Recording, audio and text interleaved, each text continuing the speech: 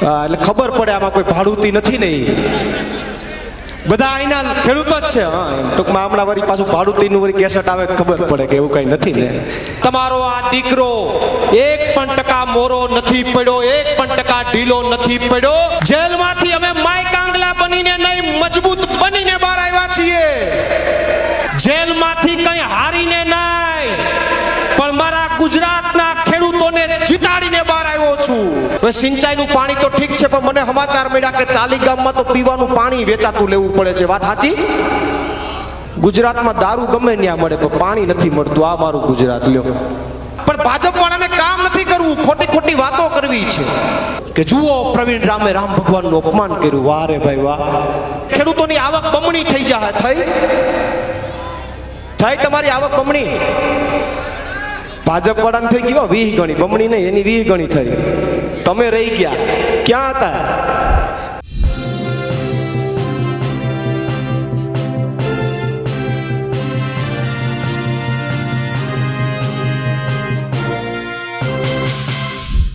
આમ આદમી પાર્ટીની પરિવર્તન લાવ કિસાન બચાવ યાત્રાનો મુખ્ય ચહેરો એટલે કે પ્રવીણ રામ પણ અત્યારે ખેડૂતો મુદ્દે આકરા થયા છે. તેઓ સુરેન્દ્રનગરમાં હતા એટલે રાજુ કરાપરાથી લઈને ભાજપ ઉપર તેઓએ આકરા પ્રહારો કર્યા. નમસ્કાર, હું છું ચિંતામણી પુત્ર અનિલ પટેલ. સ્વાગત છે આપનો અમારા વિશેષ કાર્યક્રમમાં. આવો સાંભળીએ પ્રવીણ રામે કેવી રીતે ભાજપ અને રાજુ કરાપરા ઉપર પ્રહારો કર્યા. પીપરાળી ગામ મુકામે ઉપસ્થિત તમામ મહાનુભાવો, તમામ યુવાનો અને હજુ પણ વિશાળ સંખ્યામાં માતાઓ અને બહેનોની ઉપસ્થિતિ છે, ત્યારે આપ સૌને મારા નતમસ્તક વંદન. એક ખેડૂતના દીકરા તરીકે મારા નતમસ્તક વંદન.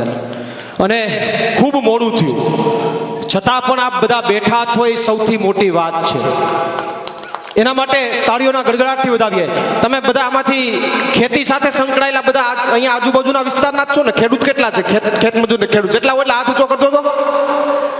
એટલે ખબર પડે આમાં કોઈ ભાડુતી નથી ને બધા અહીંના ખેડૂતો જ છે. હા, એમ ટૂંકમાં હમણાં વળી પાછું ભાડુતીનું વળી કેસેટ આવે ખબર પડે કે એવું કઈ નથી ને. ઓર્ગેનિક ખેડૂત તમામનો ખૂબ ખૂબ આભાર. મંચ ઉપર ઉપસ્થિત અમારે આમ આદમી પાર્ટીના પ્રદેશ મહામંત્રી અને પાર્ટીને ખૂબ મજબૂતાઈથી આગળ વધારી રહ્યા છે એવા ભાઈ મનોજભાઈ સોરઠિયા, સાથે હમણાં જેમણે તેજાબી ભાષણ કર્યું અને બધાને જોશ પૂરી દીધો એવા બ્રિજરાજભાઈ સોલંકી, મારી સાથે જેમણે 108 દિવસ જેલ ભોગવી, ખૂબ યાતનાઓ ભોગવી, અને સૌથી મોટી વાત કે એમના પરિવારમાં એમના વાઈફને બીમારી, એમના મમ્મીને બીમારી, એમની નોકરી ઉપર જોખમ ઊભું થયું, છતાં પણ મજબૂતાઈથી જેણે પોતાની હિંમત ટકાવી રાખી એવા રમેશભાઈ મેરને પણ તાળીઓના ગડગડાટથી વધાવીએ. એવા જ અમારે વિહાભાઈ કે જેમણે મારી સાથે જેલ ભોગવી, અને બે એવા વ્યક્તિ કે જેની ઉપર કડદાની અંદર કેસ થયો પણ જેલ ભોગવવામાં થોડીક સબસિડી મળી ગઈ, એવા દેવકરણભાઈ જોગરાણા અને પરસોત્તમભાઈ, એમને સબસિડી મળી. એમાં એ બંનેને પણ યાદ કરીએ. સાથે અજીતભાઈ, વિક્રમભાઈ દવે, અન્ય તમામ મહાનુભાવો, કોઈનું નામ રહી જતું હોય તો માફ કરજો ભાઈ. અમારે જમોડભાઈ, એમણે ખૂબ મદદ કરી, અને બાકી તમામ મહાનુભાવો. વિશેષ વધારે હું પણ લાંબી ચર્ચા નહીં કરું કારણ કે ઘણો લાંબો સમય થઈ ગયો છે. પણ આજે 108 દિવસની ગુજરાતના ખેડૂતો માટે જેલ ભોગવીને આવ્યા બાદ તમારો આ દીકરો 1% મોરો નથી પડ્યો, 1% ઢીલો નથી પડ્યો.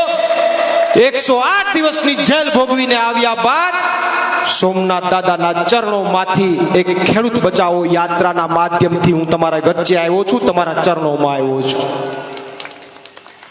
ભગવાન સોમનાથના દર્શન કરી અને શરૂ થયેલી આ યાત્રા પહેલા ચરણની અંદર જસદણ મુકામે ઘેલા સોમનાથના દર્શન કરીને પહેલું ચરણ પૂર્ણ થયું, અને આજે બીજા ચરણની શરૂઆત સુરેન્દ્રનગર જિલ્લાની અંદર ચોટીલાવાળામાં ચામુંડમાના ગઢમાં અમે આવ્યા છીએ, એના ચરણોમાં અમે આવ્યા છીએ, એના આશીર્વાદ લેવા અમે આવ્યા છીએ. ત્યારે મને વિશ્વાસ છે કે માં ચામુંડમાના ચરણોમાં જ્યારે આવ્યા છીએ ત્યારે ગુજરાતના ખેડૂતો માટે ગમે એટલી લડાઈ લડીએ એમાં ચોક્કસથી પરિણામો મળશે. તમારી વચ્ચે આવ્યા, અમે ગુજરાતના ખેડૂતો માટે લડતા હતા, કડદા મુદ્દે લડતા હતા, અમને ખોટી રીતે 108 દિવસ જેલમાં નાખી દીધા. ખેડૂતોને ઢોર માર માર્યો, તમે બધાએ વિડીયો જોયા હશે. ઘરમાં ઘૂસીને માર્યા, ઘર વખરી તોડી નાખી, મોટી ઉંમરના કોઈ વડીલોને પણ ન છોડ્યા. એક માલધારી સમાજના 75 વર્ષના બાબા જેને બ્લડ કેન્સર હતું એને જેલમાં નાખી દીધા. અમને 108 દિવસની જેલ કરી. કારણ શું? એમને એમ હતું કે આને જેલમાં નાખો તો આ તૂટી જાય, આ ડરી જાય, આ હિંમત હારી જાય, ખેડૂતો માટે ન લડે, ખેડૂતો માટે અવાજ ન ઉઠાવે. પણ જેલમાંથી બહાર આવીને હું ભાજપને સંદેશ આપું છું કે જેલમાંથી હું ડરીને નહીં, જેલમાંથી હું તૂટીને નહીં, તૈયાર થઈને બહાર આવ્યો છું. જેલમાંથી અમે માય કાંગલા બનીને નહીં, મજબૂત બનીને બહાર આવ્યા છીએ. જેલમાંથી માય કાંગલા બનીને નહીં, મજબૂત બનીને બહાર આવ્યા છીએ સાહેબ. અને જેલમાંથી બીકણ બનીને નહીં, બહાદુર બનીને બહાર આવ્યો છું. જેલમાંથી કઈ હારીને નહીં, પણ મારા ગુજરાતના ખેડૂતોને જીતાડીને બહાર આવ્યો છું. અરે જેલમાંથી કઈ ગુમાવીને નહીં, પણ મારા ગુજરાતના ખેડૂતોને કંઈક આપીને બહાર આવ્યો છું. અને જેલમાંથી ડરીને માર્કેટમાંથી ગુમ થઈ જવા માટે નહીં, માર્કેટમાંથી ગુમ થઈ જવા માટે નહીં, પણ ગર્જના કરવા માટે બહાર આવ્યો છું. ગર્જના કરવા માટે બહાર આવ્યો છું. અને વાત રહી છેલ્લી કે જેલમાંથી શરણાગતિ સ્વીકારીને નહીં, શાયર બનીને બહાર આવ્યો છું સાહેબ. એટલે ભાજપને સંદેશ આપું છું કે તમારાથી ડરવાના નથી, તમારાથી હિંમત હારવાના નથી. અમે ગુજરાતના ખેડૂતો માટે લડાઈ લડતા રહેવાના છે. અને આમ આદમી પાર્ટીએ ગુજરાતના ખેડૂતો માટે શું કર્યું આખી ગુજરાતની જનતાને ખબર છે. આમ આદમી પાર્ટીના અધ્યક્ષ ઈશુદાનભાઈ ગઢવી જે વર્ષોથી મહામંથનના માધ્યમથી ગુજરાતના ખેડૂતોનો અવાજ બનવાનું કામ કર્યું છે કે નહીં? હા કે ના? અનેક પ્રશ્નોના નિરાકરણ માટે એને મહામંથન કર્યું, અવાજ ઉઠાવ્યો. માનની ગોપાલભાઈ ઇટાલિયા એક સામાન્ય વ્યક્તિ, એમણે કાયમી માટે લોકોને જાગૃત કરવાનું કામ કર્યું, ગુજરાતના યુવાનોને જાગૃત કરવાનું કામ કર્યું. અને એવું નીડર વ્યક્તિત્વ કે કોઈનાથી ડરે નહીં. અને માનનીય સાગરભાઈ રબારી, મારી ઉંમર નથી એનાથી તો વધારે એનો સંઘર્ષ છે. 40 વર્ષથી ગુજરાતના ખેડૂતો માટે લડે છે, 40 વર્ષથી.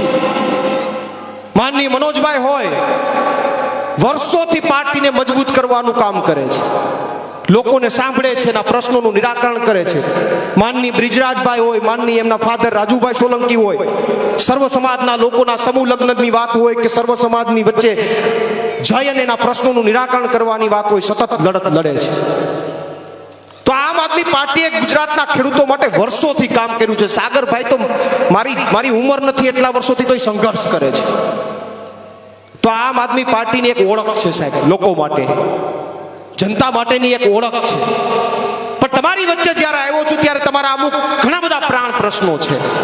સિંચાઈના પાણીના પ્રશ્નો છે, વર્ષોથી વાતો ચાલે છે.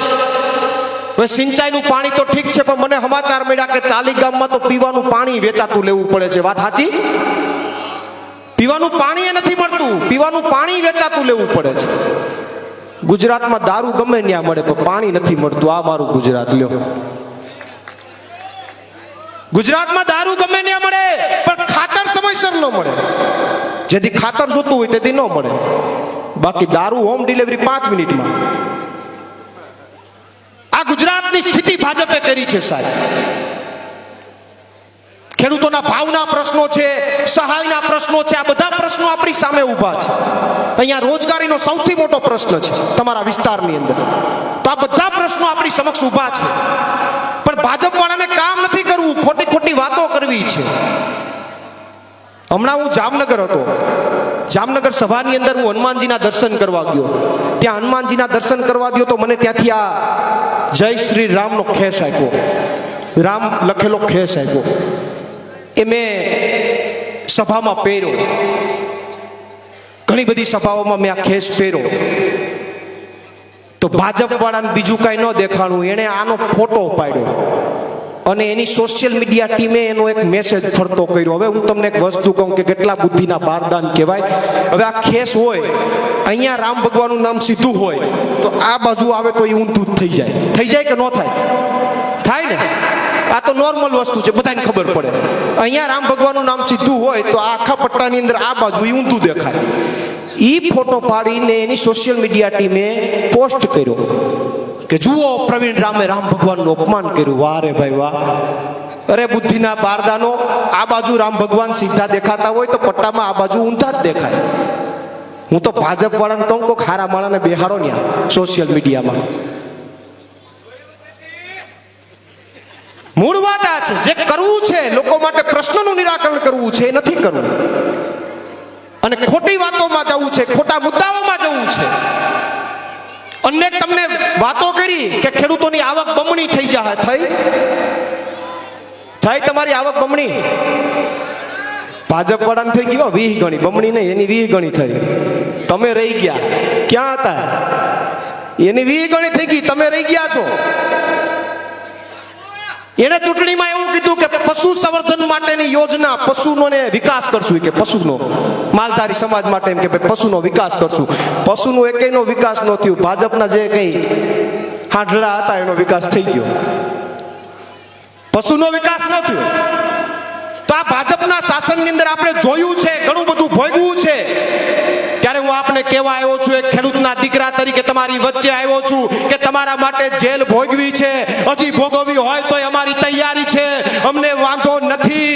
પણ આશીર્વાદ તમારા મળવા જોઈએ, આશીર્વાદ તાલુકા જિલ્લામાં મળવા જોઈએ સાહેબ. અમને લડવાનો વાંધો નથી, અમે ડરતા નથી. ભાજપ ગમે એટલી યાતના આપે, ગમે એટલી પીડા આપે, અમને વાંધો નથી. હજુ પણ જો મારા ગુજરાતના ખેડૂત માટે ગમે એટલી યાતના આવે ને તો પ્રવીણ રામ હામયું કરવા તૈયાર છે સાહેબ. બ્રિજરાજભાઈ એમ કીધું કે પ્રવીણભાઈની દિવાળી પણ જેલમાં ગઈ ને હોળી ખેડૂતોની વચ્ચે ગઈ. હવે દિવાળીમાં તો બહાર હોય તો આપણે શું કરી શકે? તો આપણી પાસે કઈ વધવા જ નથી દીધું, લવિંગ્યા ફોડિયત થાય.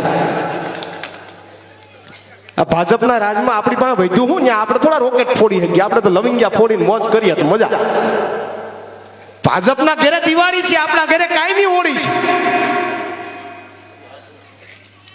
એના ઘરે દિવાળી, આપણા ઘરે કાયમી હોળી છે. તો હવે ઉલટો મારો એને, એના ઘરે હોળી નાખો ને આપણા ઘરે દિવાળી લાવો, એ કામ કરો કઈ. અને છેલ્લી એક વાત કહીને મારી વાણીને વિરામ આપું કે મારા એક પરમ મિત્રએ એક મીડિયાના ઇન્ટરવ્યુમાં એવું કીધેલું કે આવી ખેડૂત યાત્રાઓ કાઢવાથી ખેડૂતોનું ભલું નથી થતું. આવી ખેડૂત યાત્રા કાઢવાથી ખેડૂતોનું ભલું થતું નથી.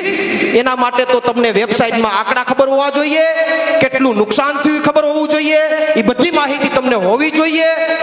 પણ હું રહ્યો બાલ મંદિરમાં, હું બાલ મંદિર વાળો છોકરો છું, મને એ બધું વેબસાઇટ વાપરતા આવડતી નથી. મને લડતા આવડે, ગુજરાતના ખેડૂતો માટે લડતા આવડે. હું ડરું ના, હું જેલથી ડરું ના, એ મને આવડે. હું 2012 થી મેડિકલ માફિયાઓમાં પડ્યો, એની સામે મને લડતા આવડ્યું, હું ત્યાં ડર્યો નહીં. હું ફિક્સ પગારના કર્મચારીઓ માટે લડ્યો, એને ફાયદો કરાવ્યો, એ મને આવડ્યું. 2016માં મારા ગીરની અંદર ઇકો ઝોન માટે ખેડૂતો માટે લાંબી લડાઈ લડ્યો. 14 દિવસ સુધી મારા શરીરમાં અન્નનો દાણો ન લીધો અને સરકારને ઝુકાવી. એ કામ કરતા મને આવડે છે. ખેડના લોકો માટે પદયાત્રા 14 દિવસ સુધી પદયાત્રાના મારફત ખેડૂતોની વચ્ચે ગયો, એના ચરણોમાં ગયો, એના પ્રશ્નોનું નિરાકરણ કરવા માટેના તમામ પ્રયત્નો કર્યા. એ આવડે. પણ ઓલું વેબસાઇટ વાળું તો ભાઈ બાલ મંદિર વાળા છોકરાને ક્યાંથી આવડે? એ મને એવું લાગે કે મારો પરમ મિત્ર મને આંકડા આપશે તો કરશું કાંઈક, એમાં એ કરશું. પણ લડવાનું મૂકવાના નથી, તમારા માટે અવાજ ઉઠાવવાનું મૂકવાના નથી. તાકાતથી લડીશું. અને જ્યારે તમારી ધરતીમાં આવ્યો છું ત્યારે માં ચામુંડના દર્શન અને આશીર્વાદ કરીને જવાનો છું. અને આવનારા સમયની અંદર હજુ પણ બાથ ભીડવી પડે તમારા માટે, ગાંધી ચિંધ્યા માર્ગે લડાઈ લડવી પડે તો અમારી સંપૂર્ણ તૈયારી છે. આમ આદમી પાર્ટીની સંપૂર્ણ તૈયારી છે. પણ મારે તમને છેલ્લી અપીલ કરીને જવું છે કે સાહેબ, આ વખતે જે ગાંડા બાવળ હોવાઈ ગયા એ કાઢીને આ વખતે મૂળિયામાંથી ઉખેડો. અને હવે આપણે આંબો વાવવાનો છે, આમ આદમી પાર્ટીની કલમ વાવવાની છે. એ વિનંતી સાથે મારી વાણીને વિરામ આપું છું. આભાર. બોલો ભારત માતા કી જય. જવાન જય જવાન. પ્રવીણ રામની વાત સાંભળીને આપણે શું લાગે છે જરૂરથી મારા કોમેન્ટ બોક્સમાં કોમેન્ટ કરજો. એ સિવાય અમારી યુટ્યુબ ચેનલને આપ લાઈક કરો, સબસ્ક્રાઇબ કરો, બેલ આઇકન દબાવો. સાથે અમારી વેબસાઇટ છે www.gujaratplus.in, ત્યાં પણ જઈને તમે વધુ અપડેટ થઈ શકો છો. અત્યારે માટે બસ આટલું જ. નમસ્કાર.